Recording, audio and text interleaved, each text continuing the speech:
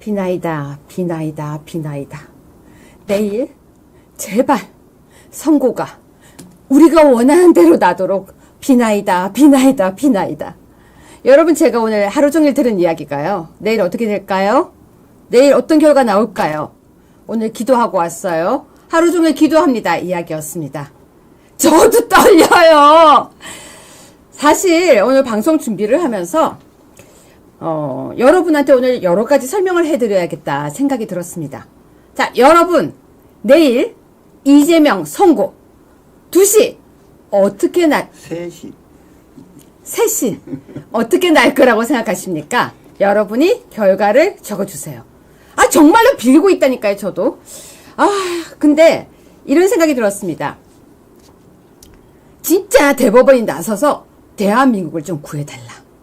자, 여러분, 결과 어떻게 나올지 적어주세요. 저는요, 내일 이재명의 운명이 결정된다. 그래서 대한민국을 구할 수 있는 날이 내일 될 것이다 라고 생각을 하는데요. 여러분은 어떻게 생각하는지 적어주시고요. 김문수와 한덕수가 합쳐지면, 연합이 되면 무조건 이길 수 있다는 생각이 전 들었습니다. 그런데 이거 반대하는 사람들 되게 많습니다. 자, 홍준표 캠프 선택은 김문수였습니다. 여러분, 역시 홍준표 후보님 감사드립니다. 그 캠프 선택이 김문수였기 때문에 너무 행복합니다. 일단 이 뉴스 먼저 열겠습니다. 여러분, 지금 오후 3시 40분에 윤석열 대통령과 김 여사 압수수색이 종료되었습니다. 기사 띄워주세요. 법무법인회 정준계 변호사님 모시고 함께 보겠습니다. 자, PD님. 자, 정 변호사님 3시 40분에 철수인데요. 네네. 굉장히 아침부터 시작해서 일단 이제는 멈췄는데 자택과 옛 코바나 컨텐츠 사무실 2개가 다 수색이 됐습니다. 대통령 관저에서 이제 물건이 올 때 집에만 간 것이 아니라 코바나에도 일부 갔다고 합니다. 네. 그래서 어떤 물건을 확인하기 위해서 코바나 콘텐츠 사무실까지도 압수수색을 한 걸로 그렇게 알려졌고요. 무엇을 찾느냐? 그렇죠? 그 문제가 된 목걸이를 지금 찾는다라고 합니다. 통일교 측에서 그 건진법사라는 사람을 통해서 영부인에게 전달되었다고 의혹을 제기하는 그 목걸이. 그 목걸이가 오늘 찾았을까요? 3시 반까지 찾아보고 코바나까지 간 거를 보면 아마 못 찾은 것 같습니다. 자, 그러면은 이렇게 압수수색이 쉽게 나오나요? 압수수색 영장은 그렇게 쉽게 나오진 않죠.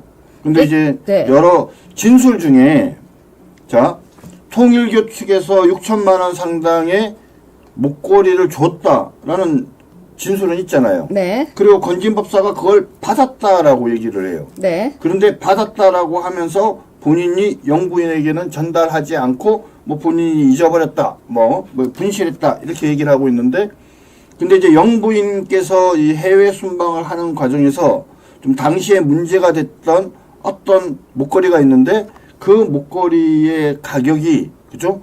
한 6천만 원 정도 되는 이 것이라고 합니다. 그렇기 때문에 지금 검찰에서는 통일교가 선물한 목걸이가 바로 그 목걸이다라고 생각을 하는 거죠. 그러니까 그래서 만약에 영부인께서 찬 게 그 목걸이가 맞다라고 하면 건진법사가 전달해주지 않았다라는 얘기가 사실과 다를 수가 있는 것이고, 뒤집어서 얘기하면은 여사께서 그것을 가지고 있을 가능성이 있다라고 이제 의혹을 제기하고 있는 거죠. 그런데요, 그 배달 사고잖아요.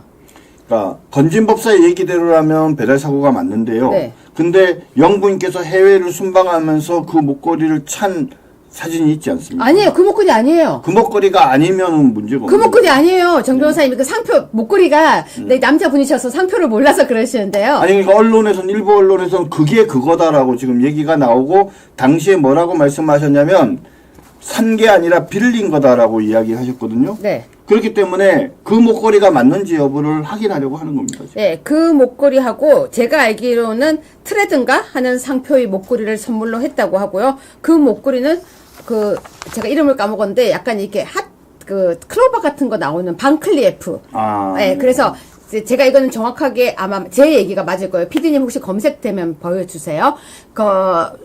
외국에 나갔을 때는 방클리에프인가 어쩌고 하는 그 상표였고, 선물을 했다고 하는 거는 트레든가 크레든가 그런 상표였던 걸로 알고 있습니다. 그래서 줬다는 것과 메고 있는 거 좀 달라요. 근데 뭐 오늘 아무튼 뭐 압수수색이 됐으니까 나오지 않으면은, 그쵸? 대통령 영부인에게 전달되지 않았다는 건지법사의 진술이 상당히 신빙성이 생기겠죠. 그죠? 네, 그런데요, 이 와중에 지금요, 일단 이 뉴스도 먼저 보고 가겠습니다. 특혜 채용 선관위 간부 8명이 임용 취소가 됐어요. 그런데 여러분 되게 신기한 게 있어요. 특혜 채용 선관위 간부 8명 임용 취소라고 하는데 그건 당연한 거 아니에요, 정 변호사님? 왜 8명밖에 안 되나요? 이거 더 해야 되는 거 아니에요? 그렇죠. 근데 재미난 얘기가 있어요. 네. 임용 취소 절차가 진행 중인 다른 2명이 있는데 8명 말고 네. 수사 결과에 따라서 추후 결정한다. 그러니까 뭡니까? 수사기관에서 기소 의견 송치 결정을 기소 결정을 하기 전까지는, 그죠? 이 2명을 계속 다니게 하겠다. 달리 얘기하면 이 8명은 뭐예요? 수사기관에서 기소 결정을 하기 전까지 지금까지 다니고 있었다.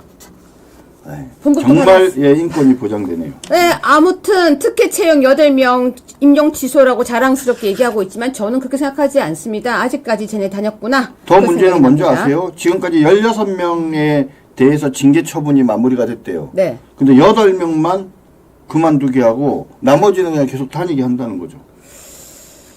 뭐 그래도 일단은 8명이라도 그만둔 거에 뭐 우리가 좋아해야 합니까? 참 어이가 없습니다. 자, 아까 제가 보여드렸던 거 뉴스 1번입니다.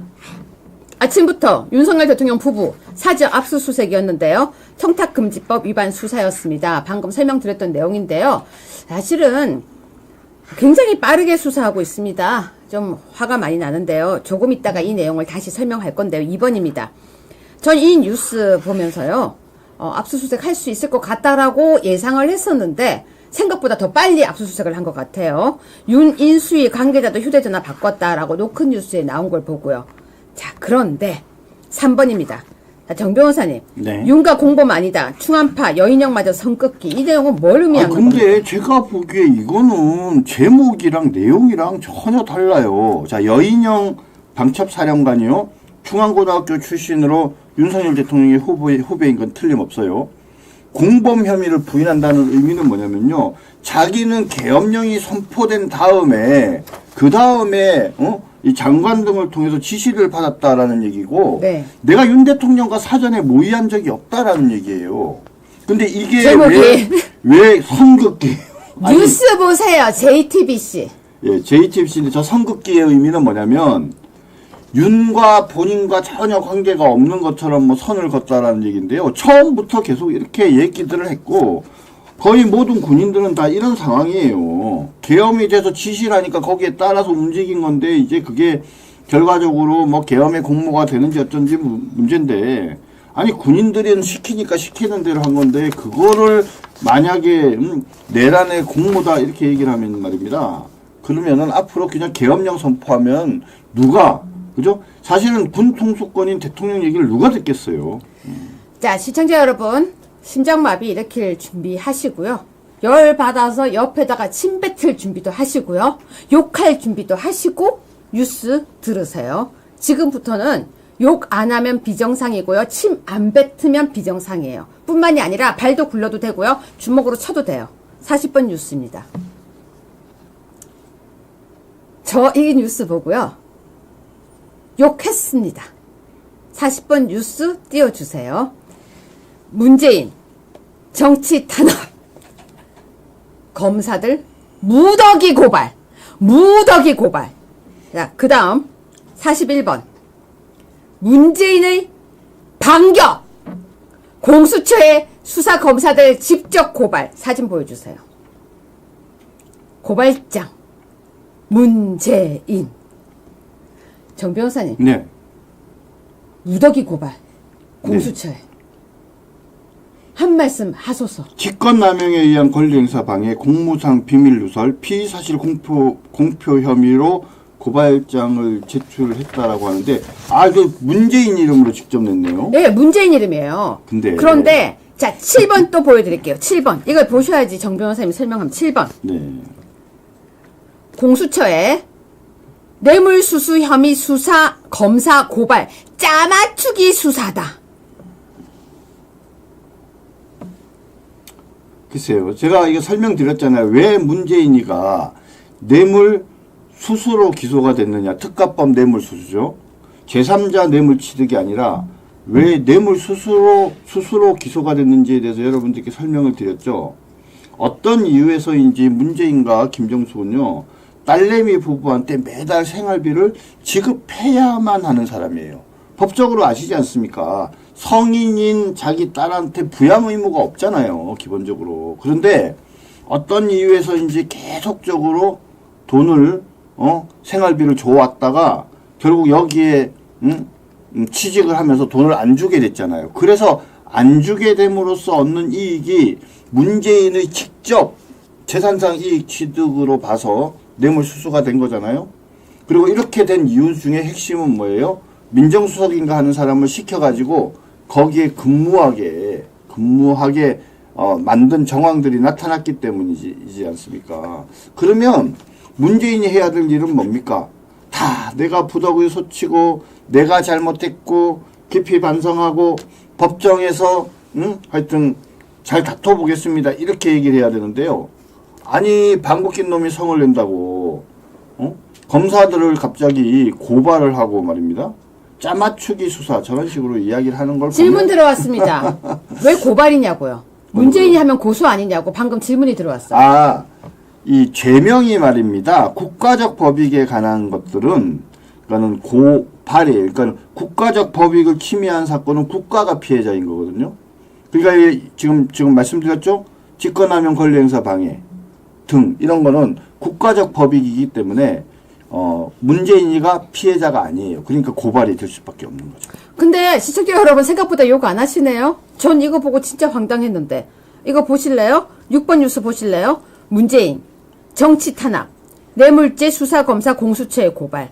정치 탄압이다. 얼굴도 한번 봅시다. 이왕이면 저녁 식사 굶게. 그런데 말입니다. 얼굴 봐요. 정치 탄압이면은 정치 탄압이 형사처벌 구성요건에 해당하지 않을 것 같은데요. 그러니까 여러분 보세요. 문재인이 미안합니다, 죄송합니다가 아니고요. 바로 고발장 넣어요. 얘네는 이런 사람들이에요. 저 얼굴 한번 보세요. 화났어요. 화났어요. 진짜 화났는데요. 뭐 화나면 뭐합니까? 지금 이제 제가 지난번에 그 고성국 박사님 방송에 나가서 저거 양형 기준에 따라서 해봤더니 한 7년에서 10년 정도는 형을 받을 거다. 그렇게 제가 설명을 했거든요. 앞으로 7년에서 10년 살 생각하면은 눈앞이 캄캄하겠죠? 근데 또 질문 들어왔어요. 저기 이거 무고죄 되나요? 무고죄요? 무고죄는 되죠. 그러니까 왜냐하면 국가적 법익에 관한 거라도 이제 피해자가 누군가라는 건데요. 그거는 제3자. 근데 이제 이게 피해자가 당연히 검사들이 피해자지 않습니까? 다만 이제 이 무고죄나 이제 이런 게 실질적으로 성립할지 여부는 좀 뭐 다퉈봐야 되는데 뭐 무고죄 누군가 고발해도 괜찮습니다. 자, 시청자 여러분 지금 어떠십니까? 검사들을 공수처에다가 고발했어요. 우리는 공수처를 없애자고 하고 있는데 그들은 검사를 없애자고 해요.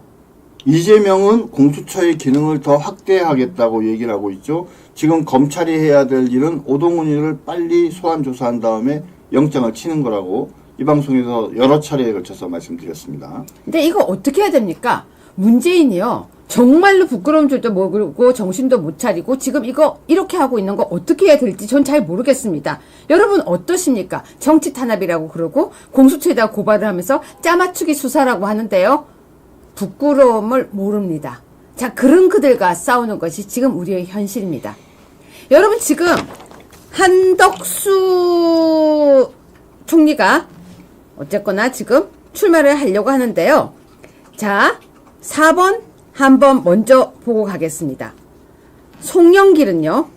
윤석열 대통령을 선거법 위반으로 고발했대요. 정 변호사님 저건 또 뭘 고발한 겁니까? 글쎄요. 지금 본인이 지금 혹시 실형을 받고 지금 구속돼서 수사받고 있는 사람 아니에요? 대선 후보 시절에 그 장모님의 장고증명서 사건과 관련해서 뭐 했던 발언들이 있습니다.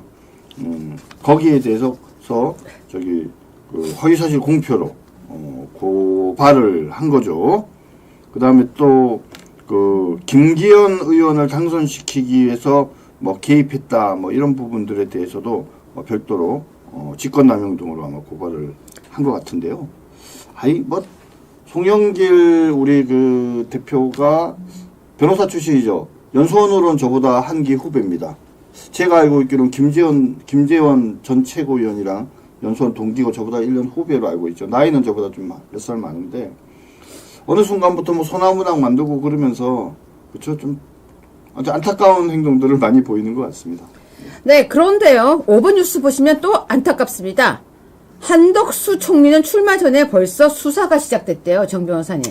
근데 뭐 우리 대한민국의 왜 다 공수처예요? 형사소송법이 좀 문제가 있어갖고 고소나 고발을 하면 바로 수사가 시작되도록 그렇게 되어져 있거든요. 공수처의 검사 임명을 방기한 혐의다. 그렇죠. 물론 공수처 검사를 임명할 권한은 한덕수 권한대행에게 있는데 좀 뭐 임명하려고 하는 자들이 조금 함량 미달이라서 그런 거겠죠. 자, 그런데 한덕수 총리가 출마를 하면 이재명을 잡을 수 있는 빅텐트가 쳐진다는 것을 저들도 알아요. 한덕수 총리를 엄청 공격하는데요. 5-1 한번 보실래요? 아, 죄송한데 빅텐트라는 표현보다는 great big tent 이 표현 써주십시오. 제가 영어를 잘 못해서. 그래서 great 영어를 잘 못해서. super great big tent. 예. 이렇게. 슈퍼. 네, 한덕수 헷가닥해. 네. 여러분, 한덕수 헷가닥해. 자, 이 표현은 어떠세요? 저는요,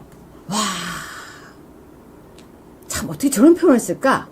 근데 헷가닥이라는 표현을 저는 잘 안 써요. 안 씁니다. 근데 유인태라는 사람이 아마 중고 동창인 것 같은데요. 저거에 비춰보면 유인태는 어디 대학교는 어디 출신인지. 근데 유인태가 누구예요? 그 유명한 뭐 민주당 쪽에 사람이 있어요. 네. 근데 유인태 정도 되는 사람이까지 나서서 한덕수 총리에 대해서 저런 획가닥해 이런 표현을 쓰면서 떠밀려 나오는 듯 그러는데요. 아니 대통령 나가는 걸 누가 떠밀려 나갑니까? 진짜 유인태는 제가 보기에 한덕수와 친하지 않았다. 아니 근데 헷가닥이라는 표현 거의 안 쓰잖아요. 아유, 그러니까 일상 중에 여러분 혹시 헷가닥이라는 표현 쓰세요? 저는 정말 저 표현을 거의 안 쓰거든요. 그런데 헷가닥이라는 표현을 쓰는 걸 보고 깜짝 놀랐어요. 저 나이에. 윤석열 정부에 가서 총리를 하더니 획가닥해버렸다 이런 표현을 썼어요. 응? 획가닥해버렸다. 그죠? 좀 경망스럽죠? 나이살 먹어가지고 뭐 이런 표현을 쓰는지 저로서 뭐 도저히 이해가 안 되는데 원래 그 정도 수준밖에 안 되는 사람들인 거죠. 예. 5-3입니다. 김경률은 한덕수 출마는 결국 한동훈 대통령 막으려는 윤 측근들이 움직임. 야, 착각도 진짜 착각의 커트라인이 없다. 진짜 한동훈과 옆에 있는 사람들은 저렇게 생각하는 거예요, 여러분. 이게 무슨 말이냐면요. 후보가 되면 모든 것들을 후보 중심으로 생각하거든요. 우리 후보가 당선돼야 하는데라고 생각을 하면서 그 후보 당선되는데 도움이 안 되면 그걸 전부 자기 나름대로 해석을 하는 거예요. 김경률의 저 말은 뭐냐면요. 잘하면 한동훈이 국민의힘 후보가 될 수도 있는데 김문수를 이기고 잘하면 될 수 있는데 한덕수라는 거대한 산이 눈앞에 나왔다. 너무 불만스럽다. 그래서 음모론을 만드는 거죠. 왜 한덕수가 출마하냐. 같은 한씨잖아요. 한동훈과. 그렇죠. 한씨가 한씨를 괴롭힐 리가 없는데 왜 그럴까? 그죠? 한동훈 대통령을 그럼 막으려고 하는 사람이 있다. 그건 누구예요? 윤석열 대통령과 측근들이다. 그죠? 결국 그들이 뭡니까? 한덕수 총리를 출마해서 같은 한씨인데도 한씨가 한씨를 가로막는 이런 상황을 만든 것은 한씨 집안의 뭡니까? 내부 분열을 일으키는지 하는 결국 뭡니까? 윤석열 대통령과 그를 따르는 측근들이다. 저 말은 근데 전체적으로 무슨 얘기예요? 한덕수를 완전히 허수아비로 만드는 저 거죠. 재밌는 거 들었어요. 정 변호사님 헷가닥이라는 단어 아세요? 알죠. 알기는. 아, 그게 경상도 사투리예요? 헷가닥. 지금 여기 댓글 보니까 경상도 사투리래요. 헷가닥이. 뭔데 특별히 헷가닥인가? 헷가닥하면 휙 돌았다 이런 근데 거 아니에요? 헷가닥이라는 말을 진짜 평소에 저는 써본 적이 없거든요. 아니 누가 씁니까 헷가닥이라는 표현을? 네, 그런데요. 5-4 보세요. 5-4. 네네. 이번에는 김민석이 한덕수 국정원 출신 중심 대선 상황실 구성이 압수수색해야 정 변호사님 저거 무슨 말이에요? 아니 대선 상황실을 어떤 사람으로 구성하는지를 네. 김민석이가 시시비비할 것만 또 아니고 그렇게 대선 상황실을 구성했는지 지가 어떻게 알며 저게 무슨 범죄가 되기에 압수수색을 한다는 소리죠? 그러니까 이 김민석도 대학 다닐 때 정말 공부 안 한 사람이거든요. 근데 대충 주워 들은 것은 있다 보니까 이상하게 막 조합해서 짜맞춰갖고 저런 말도 안 되는 소리를 해요. 국정원 출신으로 상황실을 꾸렸다 쳐요. 혹시라도 저게 사실이라면 뭐가 문제죠? 응? 네, 그런데 5-5 보세요. 이 뉴스가 더 웃겨요. 국정원 출신으로 상황실 꾸려 5-5 정세균 합류설 공작. 근데 이건 또 무슨 말이에요? 아니 근데 정세균이라는 사람이 전 국무총리 출신이잖아요, 민주당에. 근데 그 사람이 자기 말로는 뭐 요번에 한덕수 우리 권한대행과 함께 행보를 하지 않을 거다라고 입장을 이야기한 거로 알고 있습니다. 근데 정세균 총리랑 한덕수 권한대행이 인연이 있잖아요. 왜냐면 한덕수 권한대행이 이번에 윤석열 대통령 때만 국무총리 한 사람이 아니지 않습니까? 그렇기 때문에 그런 어떤 인연관계가 있어서 정세균과의 관계 때문에 정세균 합류설이 누군가의 입에서 나왔을 가능성은 있는 거예요. 그런데 저 얘기를 누가 만들었는지도 모르는데 저 얘기를 만들었다는 이유로 갑자기 그걸 한덕수 총리 주변의 사람이 국정원 출신이 저런 것을 공작했다라고 얘기하는 거는요. 저건 소설입니다. 소설. 네, 맞습니다. 그런데 저런 거 사실 허위사실 유포거든요. 저거 심각한 거잖아요. 네, 근데 저게 안타깝게도요. 네. 피해자가 잘 특정이 안 돼요. 그래서 저런 것들이 그러니까 이 김어준이나 이런 애들이 하는 말을 보면 막 거짓을 가짜뉴스를 많이 만드는데 그것들이 결국 형사처벌되기 어려운 게 뭐냐면 마땅한 피해자가 없어요. 그리고 그 다음에 뭐냐면 허위사실을 공표하는데 그 공표된 허위사실이라고 하는 것이 무슨 당선이나 당락에 직접적인 관련이 된다라고 또 보기 어려운 그런 것들을 갖고 유언비어들을 만들다 보니까 아이고 그냥 우리들은 맨날 그런 유언비어에 쫓겨다니기만 하는 거죠. 자, 이제 내일 있을 이재명 재판 잠깐 좀 훑어보려고 하는데요. 7분 뉴스입니다. 윤상현 의원이 아주 멋지게 얘기를 했어요. 이재명 유죄 판결 내려야 대법 권력에 굴종 않길. 자, 이렇게 이야기를 들으면 대법원이 좀 쫄았으면 좋겠어요. 근데 8번 보시면요. 아주 특이한 일이 발생했습니다. 대법 선고, TV 생중계 허용. 되게 오랜만이에요. 대법 선고. 대법 선고는 원칙적으로는 TV 생중계가 거의 없죠. 잘 안 했던 것 같아요. 예. 그런데 요번에 뭐 TV 생중계를 했는데 제가 사실은 보기에는 이 대법원이 네. 그러니까 이 헌법재판소를 되게 저는 마땅치 않게 생각을 한다라고 봐요. 그러니까 뭐 우리 시청자 여러분들은 헌법재판소가 높냐, 대법원이 높냐, 뭐 이런 얘기를 하면 그게 뭔 소리요 이러겠지만, 대한민국에 그러니까 의전 서열 순서가 있잖아요. 첫 번째가 대통령이잖아요. 서열 2위가 누굽니까? 국회의장이잖아요. 그럼 서열 3위가 헌법재판소 소장인가요? 아니면 대법원장인가요? 결론적으로는 대법원장이 3위예요. 4위가 누구냐? 헌법재판소장이에요. 그리고 5위가 누구냐면 비로소 국무총리입니다. 그런데 그렇게 되는군요. 예. 근데 이제 많은 사람들은 그래요. 그냥 생각해보면 아니 대법원보다 뭔가 헌법재판소가 더 높다라고 생각하는 국민들도 많고 또 요번에 탄핵 사태를 거치면서 대법원보다는 헌법재판소가 한 끗 위 아니야 이렇게 생각하는 사람들도 있어요. 그런데 대법원, 특히 대법원 판사들은 본인들이 최고라고 생각하거든요. 근데 이런저런 이유로 이번에 탄핵 과정에서 너무 헌법재판소 재판관들이 뭡니까? 서포트라이트를 받고 헌법재판소가 서포트라이트를 받으니까 거기에 약간 부하가 났을 가능성이 있다. 그래서 우리 대법원이 헌법재판소보다 한 끗 위다. 서열도 대법원장이 3위고 헌법재판소장보다 더 위고 그다음 우리 법원이 헌법재판소보다 실력도 있고 한껏 위라는 것을 뭔가 보여주고 싶어하는 그런 욕구들이 내심이 있다라고 얘기하는 분들이 많이 있어요. 그래서 요번에 대법원이 이재명 선거법 상고심을 딱 붙잡고 야 이번에 뭔가 이걸 우리가 실력을 보여줄 거다. 우리의 존재 가치를 보여줘야 된다. 우리가 왜 존재하는지, 우리가 어떤 힘과 어떤 권한을 가져 있는지를 국민들께 보여줘야 된다라고 생각을 하고 있고, 그래서 조희대 대법관이 이 사건을 전원합의체로 넘긴 것이고, 아주 이례적으로 TV 생중계도 이번에 하는 걸로 결정했다. 이런 얘기가 있습니다. 왜 현재보다 대법원이 더 높게요? 왜 더 높습니까? 쪽수가 더 많았어요. 아이고, 그것 때문은 아니고요.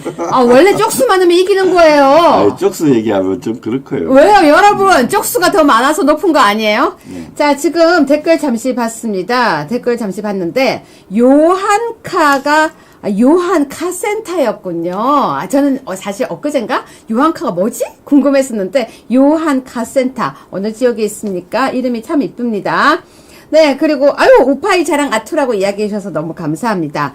네. 이길님이 법원이 쪽수가 더 많다고 하신 말에 저는 공감합니다. 쪽수 더 많죠. 아무튼, 여러분 지금요, 갑자기 대법원이 공개하는 거 여러분은 어떻게 보십니까? 저는 사실 이거 보면서 기분이 좀 묘했어요. 그런데, 뉴스 한번 보겠습니다. 여러분은 내일 어떤 결과가 나올 거라고 생각합니까? 우리 지금부터 냉정하게 한번 분석해 볼게요. 10번입니다. 초고속 결정 배경이 뭔가? 이재명 사건 간단하다. JTBC가 뉴스를 냈어요. 정 변호사님 이게 무슨 얘기예요? 아니 JTBC가 제가 한 발언이나 또는 논평을 봤나요? 맞습니다. 이재명 사건은요. 아주 간단해요. 아주 간단해요. 간명이에요. 그래서 이것이 허위 사실의 적시라고 볼 수 있느냐 없느냐, 의견에 불과하다라고 봐야 하는가, 그게 첫 번째고요. 그게 안다고 한 게 조작이라고 얘기한 것이 가지는 의미가 뭐냐, 그거를 사실관계 어떻게 파악해야 되느냐, 이 두 가지인데요. 너무 간단하죠. 법리대로 하면 유죄예요. 맞습니다. 제 법률적 양심과 제가 이때까지 공부해왔던 걸 다 하면 맞아요. 법리대로 하면 유죄예요. 이게 유죄가 아니면 어떻게 돼요? 그런데 지금부터 한번 보세요, 여러분. 제가 더하지도 않고 빼지도 않고 아주 드라이하게 지금부터 설명을 할 테니까요. 여러분이 제가 설명하는 걸 들으시면서 여러분이 볼 때는 지금 분위기가 어떤지 한번 보세요. 대법원 관계자 말 좀 먼저 인용해 드릴게요. 이례적으로 빠른 결정이냐라는 질문에 자료가 방대한 것도 아니고 아니어서 이례적으로 볼 수 없다. 자료가 수만 쪽에 달하는 사건도 아니고 사건 자체는 간단하다. 이렇게 얘기했습니다. 네, 이렇게 말해요. 그런데 11번입니다. 이재명 사건 서두르는 대법원 어떻게 봐야 할까? 제목이 그래요. 근데 여기서는 지금 뭐라고 얘기하고 있습니까? 정 변호사님? 예. 그러니까 도대체 서두르는 이유가 뭐냐라고 얘기를 하는데요. 아니 그러면 이런 사건을 서두르지 않으면 어떤 사건을 서둘러야 하나요? 헌법재판소 재판 진행하는 거 생각해 보세요. 180일 이내에 원래 탄핵 심판을 하게 돼 있어요. 근데 180일이라는 거는요, 그냥 훈시 규정이에요. 1년, 2년 돼도 상관없어. 그런데 뭡니까? 문영배를 포함해서 헌법재판관들이 막 나서갖고 빨리 해야 된다, 빨리 해야 된다 그래서 얼마나 초시계까지 갖다 놓고 하면서 얼마나 서둘렀어요. 그쵸? 그런데 거기에 비교해보면 서두르는 건 당연한 거죠. 여러분 제가 이건 안 좋은 뉴스지만 여러분한테 솔직하게 공개하겠습니다. 12번인데요. 오늘 되게 기분이 나쁜 일이 하나 있었어요. 이재명 테마주가 상한가를 친 거예요.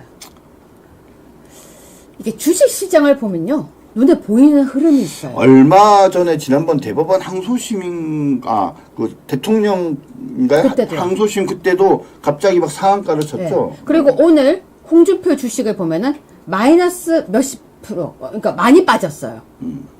감사합니다. 레드폭스 감사합니다. 자, 그래서 이재명 테마주 상한가 치는 걸 보면서 제가 이거 뭐지? 이러고 있는데 13번 좋습니다. 추미애 대법원 신속한 선고는 이재명이 무죄이기 때문이래요. 근데 이재명이 어제 이렇게 얘기했습니다. 법대로 하겠죠. 그 표정이 기분이 되게 나쁜 거예요. 뭐 전체적으로 민주당 쪽 사람들의 중요 인물들의 반응을 보면 우리의 바람과는 다르게 대법원의 결정이 상고기각이라고 그렇게 예상하는 사람들이 많이 있는 것 같습니다. 그죠? 네. 그러면서 14번 보시면 과장을 했다고 허위는 아니다. 대법원 판례 끌고 온 이재명 2심이라고 돼 있어요. 이재명 2심에서 이 판례를 인용했다고 하는데 사실은요 과장했다고 허위는 아니다. 제가 생각할 때는요 그 과장 그게 아니라 그 사진이 조작이다. 아니 그건 제가 생각할 땐 도저히 이해가 안 가요. 확대 이렇게 한 게 어떻게 조작이에요? 정 변호사님 저 설명 좀 해주세요. 근데 이제 저는 여러분들께 이런 말씀을 드리고 싶어요. 그러니까 이 불가에서 아주 유명한 얘기가 있습니다. 손가락으로 달을 가리키는데 달은 보지 않고 손가락을 본다 이런 이야기가 있어요. 지금 이 사건의 쟁점이요. 골프 치면서 같이 찍은 사진인데 그 사진이 여러 명이 찍었는데 그거를 4명만 이렇게 하게 사진을 페이스북에 올린 경우에 그것이 조작이라고 표현할 수 있냐 아니냐, 좀 과장된 표현이냐 아니냐 이렇게 얘기를 하는데 그게 달을 보지 않고 손가락을 보는 얘기라는 거예요. 무슨 말이냐, 그 논의의 시작이 뭐냐, 응? 이재명이 나는 성남시장 시절에 그 김문기 몰랐다, 하이직 공무원이라서 하이직 공무원이기 때문에 그 사람의 존재 자체를 잘 몰랐다 이렇게 이야기를 했어요. 근데 대장동 사건 때 김문기가 되게 중요한 역할을 한 사람인데 그 사람을 경기도 성남시장 시절에는 몰랐다라고 얘기를 하니까 그러면 몰랐다는 얘기가 맞는지 안 맞는지를 따지는 과정에서 그 얘기가 나온 거예요. 그러니까 핵심적인 얘기는 뭐냐면 사진을 확대한 게 조작이냐 아니냐 그것이 핵심이 아니라, 그죠? 야, 이렇게 사진 골프까지 같이 찍으러 갔던 사람인데 김문기를 모른다는 게 말이 됐느냐, 이것이 질문의 핵심인 거예요. 사진을 늘렸는데 그게 조작이냐 아니냐는 지엽적인 얘기고, 그런데 계속 이재명인과 그쪽의 변호사들은요 지엽적인 문제로 끌고 가는 거예요. 그래서 아니 사진을 원래 여러 명 찍은 건데 4명만 찍은 것처럼 해서 확대했으니까 그거를 조작이라는 좀 과한 표현을 쓴 게 뭐가 그게 허위사실 유포냐 이렇게 얘기하는데, 다시 말씀드립니다. 본질은 뭐냐고요? 김문기를 몰랐다라고 하는데 몰랐던 김문기와 함께, 그죠? 한 10여 명이 한 3팀 정도 됐던 것 같은데 같이 골프 치러 간 걸 보면 김문기 몰랐다는 게 말이 되느냐, 이게 핵심입니다. 그런데 대법원 판사들이요, 그래서 산전수전 다 겪고, 그죠? 그래서 대한민국에서 법률로서는 최고인 사람인데, 그리고 그 대법관 중에 제 중학교 고등학교 선배가 한 분 있어요. 서경환 대법관이라고. 정말 저랑은 가까이서 친하게 지내면서 중학교, 대학교, 그리고 대학까지 다 선배인 사람인데 제가 누구보다도 그 사람을 잘 아는데 그분이 내가 아는 거를 우리 서경환 대법관이 모르겠습니까? 그래서 지금 또 16번 뉴스 한번 볼게요. 이 제목 헤드라인 한번 보세요. 2심 재판부 5년 전 대법 판결 인용해서 표현의 자유 강조. 중앙에서 저런 기사가 나온 거예요. 그런데 자꾸 이상한 말을 하는데, 아니 저게 무슨 표현의 자유 문제가 아니잖아요. 국민의 알 권리 차원에서 검증을 하는데 대장동 사태가 터졌는데 사람이 죽었어요. 근데 김문기라는 사람이 죽었는데 그 사람이 핵심이야. 근데 그 사람이 뭐냐면 성남시장 시절에는 근데 그 사람을 몰랐다라고 얘기를 하니까, 아니 그건 표현의 자유 문제가 아니라니까요. 우리가 지금 조이대 하면서 되게 기대하고 있거든요. 근데 계속 이런 뉴스가 나오기 시작하면서 제가 되게 이제 이거 뭐지? 라는 생각이 들면서 사법부가, 대법원이 지금 만약에 이재명을 무죄로 한다면 이건 진짜 심각한 대한민국인데 라는 생각에 제가 방송 준비를 하다가, 우리가 정영식한테 한번 속았잖아요. 그러니까 너무 지금 대법원장 믿으면 안 돼요. 17번 한번 보세요. 이재명 무죄 확정된 대권 행보 탄력, 파기 환송된 부담 안고 본선. 그러면 둘 다 이재명한테는 별로 문제가 없는 거네요? 파기환송이 된다 할지라도 부담을 안고 본선을 간다. 왜 저것을 합리화해주죠? 아니 파기환송이 됐으면 그만둬야죠. 저는요 홍준표 우리 시장한테 물어보고 싶어요. 만약에 본인이 옛날에 했던 그 재판 있잖아요. 그거 파기환송됐으면 부담 안고 본선 갔겠어요? 응? 저는 적어도 홍준표 시장이라면 만약에 파기환송됐으면 후보직 사퇴했을 거라고 생각해요. 자, 그런데 마찬가지로 이재명도 그래야죠. 이재명은 사퇴 안 하고요. 아까 문재인 안 보셨어요? 문재인이 그러잖아요. 검사 고발하잖아요. 그러니까요. 저런 식으로 동아일보에서 파기환송 때 부담 안고 본선을 가도 되는 것처럼 저렇게 기사 써주면 됩니까? 자, 안 됩니까? 더 끔찍한 뉴스 있습니다. 18번입니다. 최재형은요, 우리 당 쪽 사람이에요. 이재명 사법 리스크 출마 자격 박탈이 아닌 선거로 이겨야.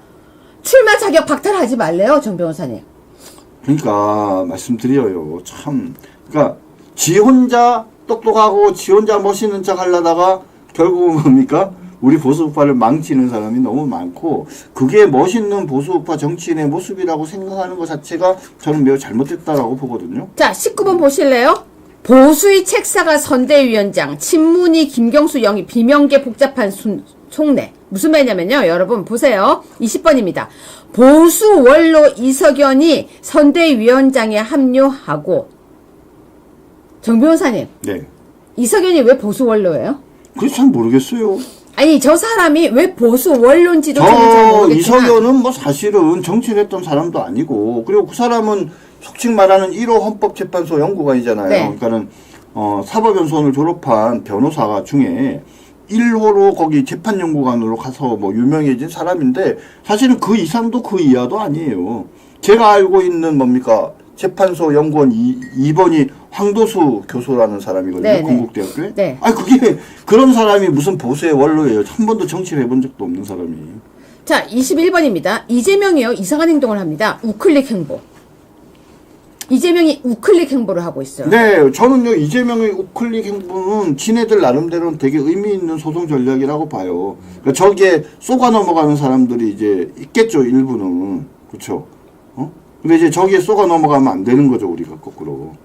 자, 지금 동자승님이 화가 나서 더 이상 듣지를 못하겠대요. 저는 방송 뉴스를 준비하다가 이거 어쩌나 했는데 지금부터는 그래도 여러분이 힘을 내실 만한 얘기를 해드리겠습니다. 22번인데요. 22번 하기 전에 제가 마지막 뉴스 드렸던 거 PD님 주세요. 홍준표 후보가 정말 이제 탈당계 내셨던 탈당계를 내신 것 같습니다. 그 기사부터 올려주십시오.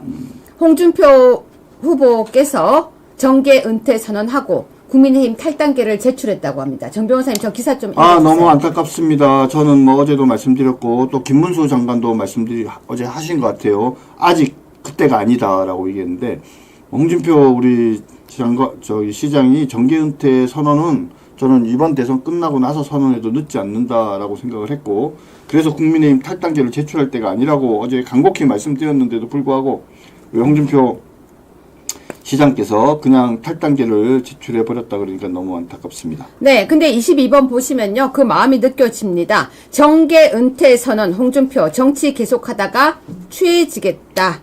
그래서 탈당을 한다고 했고요. 왜 저런 마음이 들었을까가 사실 저는 되게 중요하다고 생각이 드는데요. 그거요. 누가 태어나라고 했냐. 그것 때문에. 저는 사실은 뭐 여러분들 어떻게 생각할지 모르겠지만 저는 한동훈이 그 토론 과정에서 뭐 홍준표 시장이 그래도 내가 검찰도 대선배고 나이도 한참 많고 이렇게 선배인데 이렇게 얘기를 한 부분이 조금 뭐 요즘 신세대의 어떤 그런 생각에 좀 맞지 않는 약간 꼰대 같은 느낌이 들 수 있는 그런 이야기였다 하더라도 그것을 맞받아치면서 누가 먼저 태어나라고 했어요 라는 이런 정말 식스 없는 그런 얘기들을 하는 거는 저는 정말 정치인으로서 또는 지도자로서의 자격이 없다라고 생각을 합니다.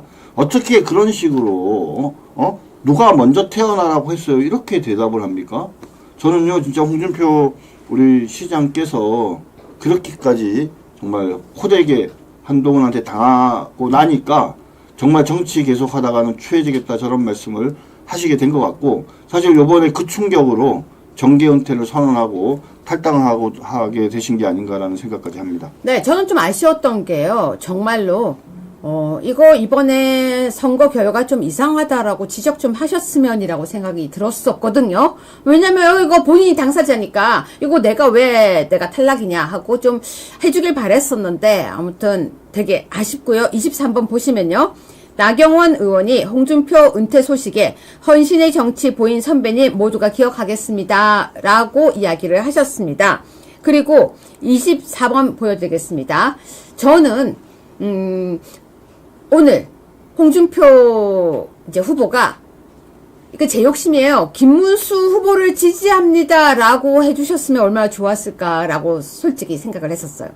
그런데 아쉽지만 그건 안 하셨지만 홍준표 캠프의 인사들이 김문수 후보 지지를 선언했습니다. 그래서 그래도 많은 사람들이 왔는데요. 25번 보여주세요. 홍준표 캠프의 선택은 김문수라는 기사가 나왔고요. 캠프 인사들이 공식 지지를 선언했습니다. 정 변호사님 소개해 주세요. 예, 뭐 되게 바람직한 모습인 것 같습니다. 뭐 여러분들 어떻게 생각할지 모르겠지만 저는 개인적으로는 윤석열 대통령의 이번 계엄에 대해서 뭐 계엄의 적절성에 대해서는 뭐 반대하는 사람도 있을 수 있다라고 봐요. 이런저런 이유로. 하지만 그 이유 때문에 윤석열 대통령이 탄핵 소추하는 것이 저는 절대 정당화되는 거라고 생각하지 않고요.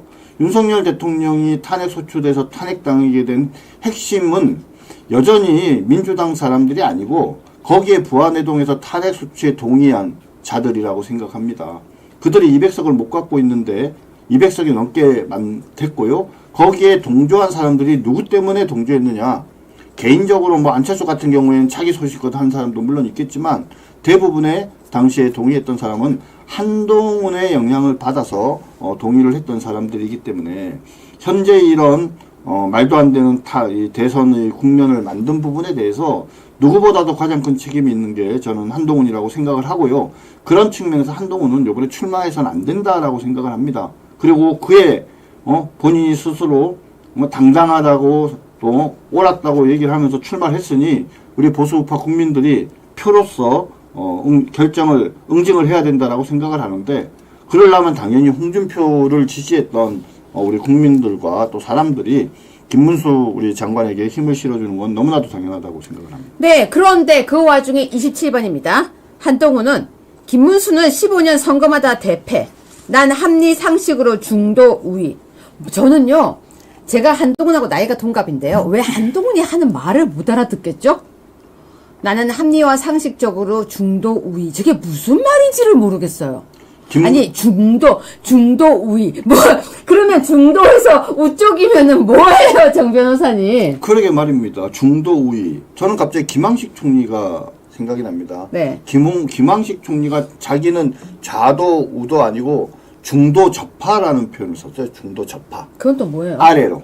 밑에서. 그럼 얘는 중도보다 밑에서 국민들을 섬긴다. 이건데 지는 뭡니까? 중도 고파라는 얘기죠. 위에서 폼되면서 내려다보는 중도다. 이런 얘기인데 본인이 합리와 상식이라고 이야기하는 거에 대해서 많은 사람들은요. 그거는 비합리고 비상식이라고 이야기를 하고 있습니다. 김문수 장관이 15년간 선거마다 대패했다 그러는데요. 지난번 2017년도에 탄핵을 당한 이후에 당시에 2020년도인가요? 지방선거를 하면서 본인이 뭐 당선될 수도 없는 서울시장 선거에 나갔지 않습니까? 당선될 줄 알고 나간 게 아니고요. 질질 뻔히 알면서도 당을 위해서 보수우파를 위해서 나갔었습니다.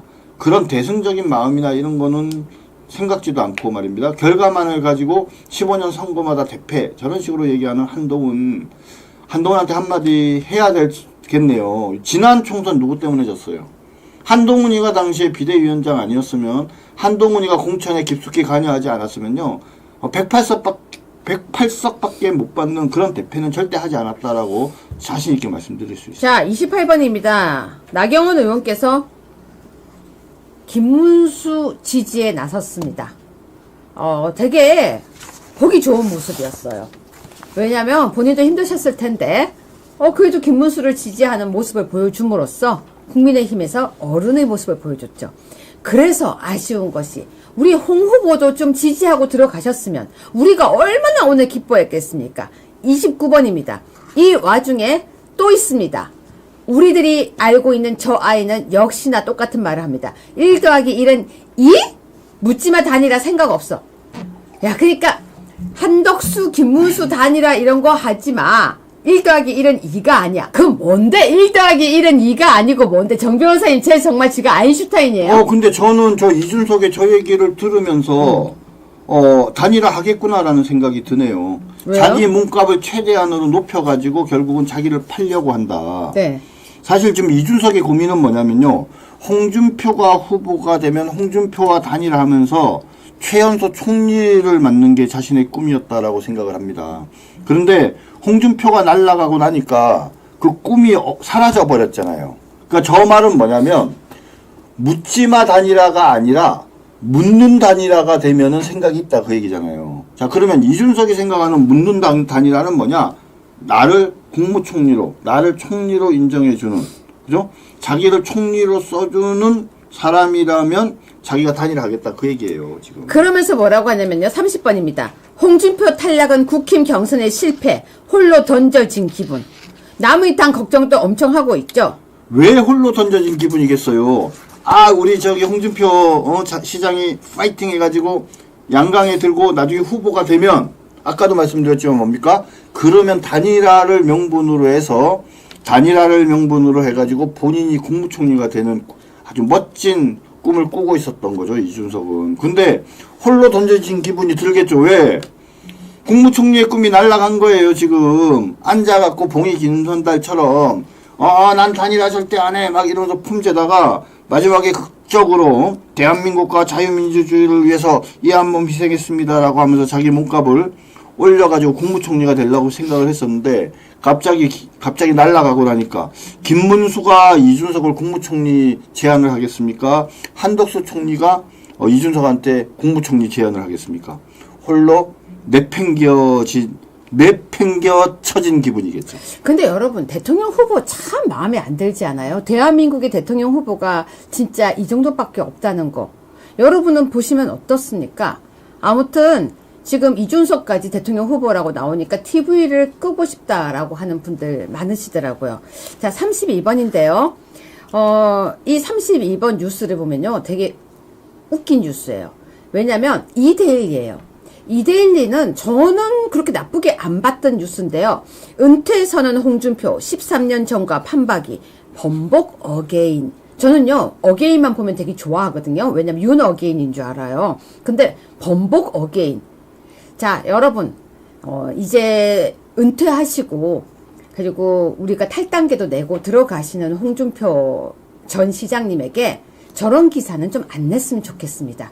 얼마나 진짜 마음이 아프겠습니까? 그래서 저도 진짜 그분에게 건강하시라고 또 조금이라도 우리 김문수 후보 좀 도와달라고 저는 부탁드리고 싶습니다. 34번입니다. 오세훈 이 기사는 정말 제가 제목만 읽어드릴게요. 오세훈 당선 도와주면 아파트 사주고 싶다고 명태균 진술인데요. 이틀째 조사받고 있습니다. 어디 아파트를 사준대요? 근데 오세훈은요, 지금 전혀 아니라고 하고 있는데, 사실 이거는 좀 더 지켜보겠습니다. 자, 35번입니다. 민주당에서 입당 제의받은 김상욱이요, 아주 못된 소리 했습니다. 한동훈이 후보되면 나는 국힘 잔류 가능성 있다. 야! 그런 일 없어! 자, 38번입니다. 정 변호사님. 네. 이게 기록물 관리법 위반이 될까요? 글쎄요, 대통령실 홈페이지를 수정한 게 기록물 관리법 위반이라 그러는데, 뭐를 수정해서 아무거나 그냥 손만 대도 다 기록물 관리법 위반이다라고 얘기하면 안 되죠. 기록물을 삭제하거나 멸실 은폐하려는 의도가 보인다, 이렇게 얘기를 하는데요. 옛날에 여러분 기억하시는지 모르겠지만 노무현이가요, 대통령 끝나고 나서 글로 가면서, 봉화마을로 가면서 대통령실에 있는 서버에 있던 기록을 전부 다 복사해 갖고 갔다가 기록물 관리법 위반이 문제가 됐지 않습니까? 그런 짓을 저질렀던 노무현 정부의 기록관리 비서관이었던 사람이 갑자기 홈페이지를 닫았다가 메뉴를 대폭 축소한 채 다시 연 것을 두고, 그죠? 그 내용이 없어졌기 때문에 그 문제가 된다, 이렇게 지금 문제 제기하는 거는 네. 참 좀 그래요. 기록이 삭제이냐 비공개 처리인가 그거를 따져볼 여지는 있지만, 대통령 기록물은 왜 항상 문제예요? 전후 사정을 잘 모릅니다. 이 대통령 기록물 보존이 왜 생긴 거 아시죠? 아니 기억이 안 나요. 조선시대 때 분명히 뭐가 알아서 조선왕조실록이라는 게 이게 대한민국이 가지고 있는 정말 전 세계에 자랑할 만한 유산이잖아요. 네. 조선시대에도 그렇게 열심히 사초를 만들어 가지고 실록을 만들면서 왕의 이 일거수일투족을 정리를 했듯이 우리 대한민국도 그렇게 하자라는 취지에서 만들어진 것이 대통령 기록물이잖아요. 네. 근데 이 대통령 기록물의 취지를 살리면 핵심이 뭐예요? 사초의 핵심이.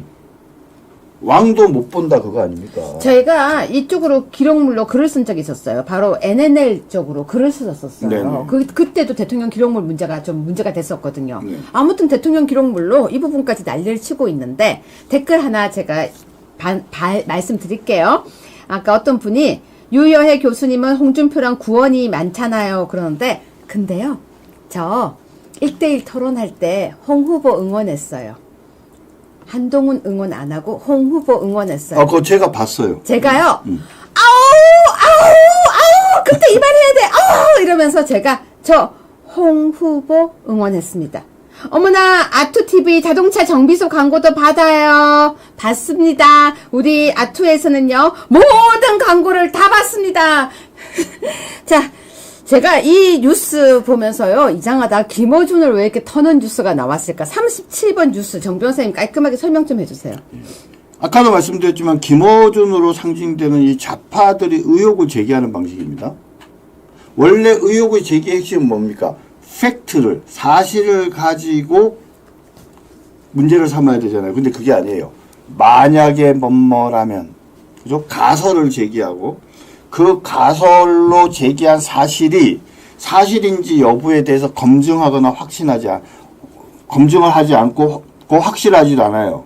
근데 어느 순간에 갑자기 그것이 사실이라면 어쩌저 한다 이렇게 얘기하다가 이제 그 자체를 사실이라고 그냥 단정을 하고, 그죠?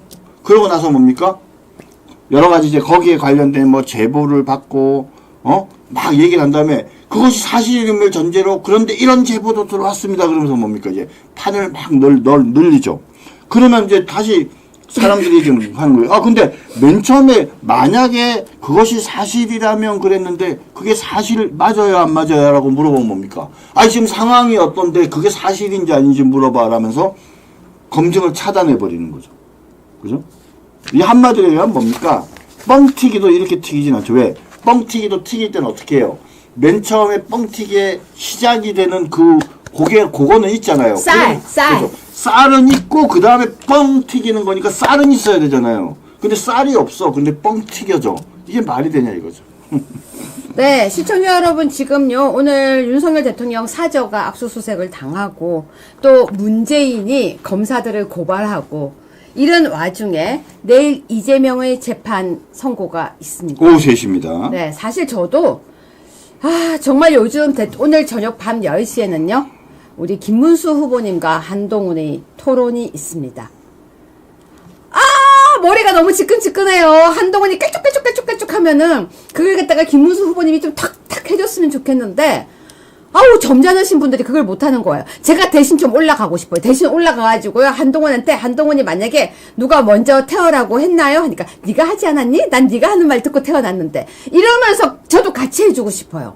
세상에 제일 좋은 게 뭐냐면요. 똑같이 해주는 게 사실 좋을 때가 있는데 그걸 해줄 수 있는 사람들이 우리 쪽에는 없는 것 같아요. 정 변호사님 오늘 밤 이제 토론회 어떻게 보십니까? 네, 뭐 사실은 좀 제가 좀 우려돼요. 왜냐면은 홍준표 우리 시장이 진짜 밤잠을 못 자고 나 그냥 나 정계 은퇴해버릴래. 그다음 더 나아가서는 나 탈당해버릴래 해서 진짜 이렇게 상황이 됐지 않습니까? 여러분도 기억하시겠지만 지난번에 한동훈과 김문수 장관이 또 1대1 토론을 했을 때 막 얘기하다가 폭행치상으로 처벌받은 적 있습니까? 라고 물어봤는데 김문수 장관께서 나 그런 적 없다라고 얘기하니까 이거 허위사실 공표입니다. 뭐 이러면서 확인시켰잖아요. 그랬다가 이제 나중에 뭐 하루가 이틀 지나서 자기가 좀 심했다고 사과를 하는데 나중에 사과하면 뭐합니까? 그렇죠. 일을 저질러서 사람한테 온갖 모욕을 줘놓고 근데 그런 일들이 오늘 또다시 벌어질 가능성이 저는 많다라고 봅니다. 한동훈은 말입니다. 사람을 막 인격적으로 사실상 그죠? 해서는 안 되는 질문들을 하면서 사람을 완전히 비참하게 만들어 놓고, 그 다음에 아이고 제가 죄송합니다 말 한마디로 다 해결하려고 그러는데요. 그런 거 당하지 마시고 제대로 콕 찔러야 된다, 한동훈이를. 저는요, 한동훈이를 어떻게 찌르면 한동훈이가 팩 돌지 잘 알고 있습니다. 가발 벗겨버린다? 예, 그런데 김문수 우리 캠프 측에서 저한테 그걸 안 물어봐요. 자, 방금 속보 하나 보내드렸습니다. PD님 속보 좀 올려주세요. 네. 방금 속보 올라와서 제가 속보 좀 보내드리겠습니다. 지금 방금 들어온 속보입니다. 김건희 여사 휴대전화 확보, 검찰 영장에 목걸이를 적시했다고 합니다. 정 변호사님 저거. 네, 그거 뭐 거듭 말씀드렸지만 영장에 목걸이를 적시했는데 3시간 반이나 찾은 걸 보면 제가 보기엔 목걸이를 못 찾았다, 그렇게 생각합니다. 왜냐하면 보세요, 집에 목걸이가 있어서 쫙 찾아봤는데 목걸이가 있으면 거기에 물론 이것저것 다른 목적물이 있지만 이번 압수수색의 핵심은 뭡니까? 목걸이거든요. 근데 목걸이를 아침부터 해서 결국 나중에 코바나 콘텐츠까지 찾는데 몇 시간 걸렸어요. 몇 명이 갔습니까? 자, 결론 못 찾았다. 네. 근데 폰은 왜 가져갑니까? 폰은 이제 경우에 따라서 봐야죠. 거기에 사진이나 뭐 이런 거 보면 뭐 누구랑 통화를 하는데 거기에 목걸이가 예뻐요, 뭐 누구한테 언제 받았어요, 뭐 이런 단서가 있을까 싶어서 가져가는 건데요. 네. 그거 뭐 핸드폰 100대라도 가져가 보세요. 그런 게 나오겠습니까? 자, 그런데요, 여러분 지금 방금 제가 속보 드린 거 하나만 더 띄워주세요, PD님. 정 변호사님 저거 보세요. 네.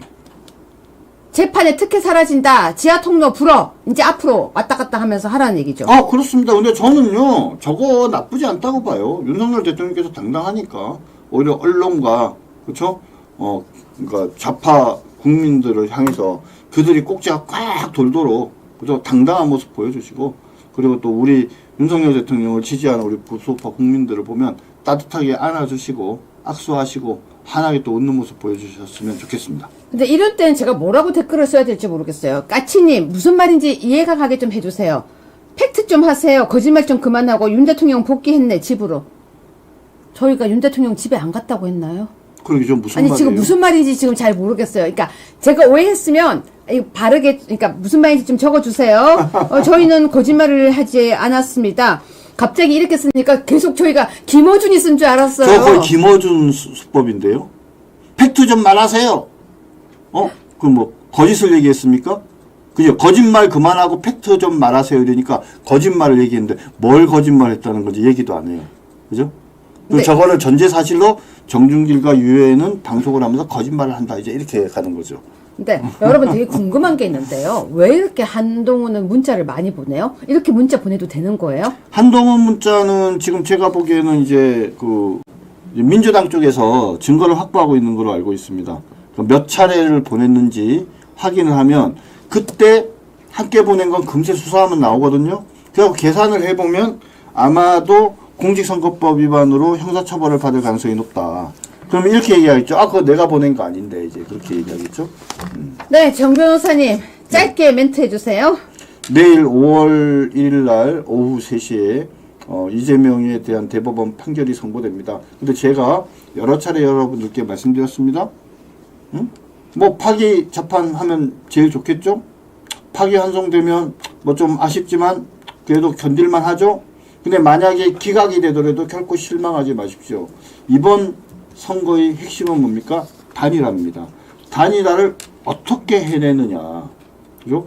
무엇을 위해서 어떻게 해내느냐, 얼마나 드라마틱하게 멋지게 해내느냐에 따라서 결론은 달라집니다. 지난 16대 대선에서요, 당시에 DJ 정권이 말입니다, 당한 상황 자체가 걔네가 도저히 이길 수 없었던 상황이고요. 중간에 노무현 후보 교체론까지 나왔던 상황이고요. 3자 대결에서 오히려 정몽준한테 밀려서 노무현이가 3등이었던 그 상황에서 단일화의 극적인 드라마를 통해서 이겼어요. 그때랑 비교를 해보면요, 현재 이재명은 당시 이해창만 못하고요, 현재의 우리의 어떤 상황은요, 당시의 노무현보다 훨씬 낫습니다.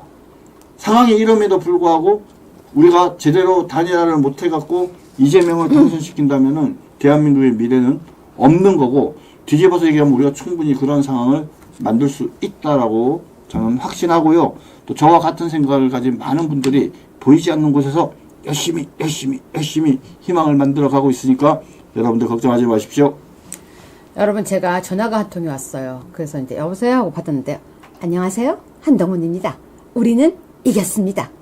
제가 열이 확 받아가지고 뭐라고 했는 줄 알아요? 이기긴 뭘 이겨! 그러고 말을 하다가 제가 바보같이 느껴졌습니다. 그쪽은 들을 수가 없었죠. 하루 종일 전화 오고 하루 종일 문자가 옵니다. 도대체 어디서 저런 짓을 하는지 모르겠습니다. 내일 이재명의 선고가 있습니다. 저도 지금 막 가슴이 두근두근해요. 어떻게 될까? 이성과 감성이 따로 놀고 머리와 마음이 따로 놀고 있습니다. 저 분열된 것 같아요. 저 지금 자아분열 상태예요. 네, 구전녹삼 정변호사님 한 잔 드리고 광고하고 멘트 하겠습니다. 귀한 날 귀한 분을 위한 최고의 선물 구전녹삼. 나라를 생각하는 귀한 분을 위해서 애국녹용 구전녹삼을 소개해드리겠습니다. 녹용 중에 가장 비싸고 귀하다는 러시아산 아바이스칸 원용에 국내산 최고급 홍삼, 약재 등을 넣어서 정성껏 달였습니다. 합성 첨가물을 일체 사용하지 않았습니다. 황금 배합하여 만든 이 제품은 가정의 달을 맞아 친지 귀한 분들에게 선물하시라고 특가 세일을 마련했습니다. 0504-0824-2172로 구전녹삼이라고 문자만 보내시면 전문 상담원이 연락드리겠습니다. 자, 시청자 여러분, 저 진짜 이렇게 빌었다니까요. 저거 먹는 거 안 나왔어요. 비나이다. 정말로 빌었어요.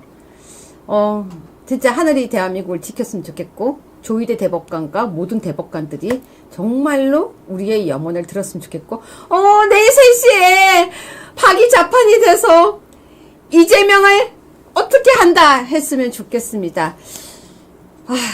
저 지금 이렇게 말하잖아요. 그러면서 또, 아니야. 만약에 무죄 되면 어떡해. 그럴 리가 없어. 무죄가 될 리가 없어. 무조건 파기자판이야. 아니야.